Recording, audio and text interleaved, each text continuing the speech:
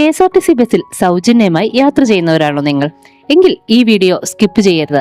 കാരണം പലരും അറിയാതെ ചെയ്യുന്ന ഈ ഒരു തെറ്റ് നിങ്ങളും ചെയ്യുന്നുണ്ടാകാം.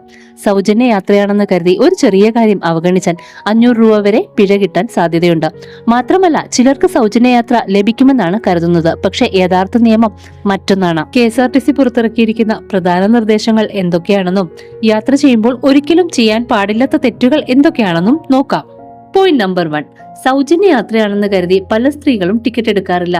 ഒരു ചെക്കിംഗ് വരികയാണെങ്കിൽ തീർച്ചയായിട്ടും നിങ്ങൾ ഇതിന് പിഴ നൽകേണ്ടതായിട്ട് വരും. 500 രൂപ വരെ പിഴ ലഭിക്കാവുന്ന കുറ്റമാണിത്. പോയിന്റ് നമ്പർ 2, സ്ത്രീകളോടൊപ്പം യാത്ര ചെയ്യുന്ന 5 വയസ്സിനും 11 വയസ്സിനും ഇടയിലുള്ള ആൺകുട്ടികൾക്ക് നിർബന്ധമായും ഹാഫ് ടിക്കറ്റും 12 വയസ്സിന് പൂർത്തിയായ ആൺകുട്ടികൾക്ക് ഫുൾ ടിക്കറ്റും എടുക്കേണ്ടതാണ്. സൗജന്യ യാത്ര ചെയ്യുന്ന സ്ത്രീകൾ ആധാർ കാർഡ്, വോട്ടർ ID അല്ലെങ്കിൽ സർക്കാർ അംഗീകരിച്ച മറ്റ് തിരിച്ചറിയൽ രേഖകൾ കൈവശം സൂക്ഷിക്കണം.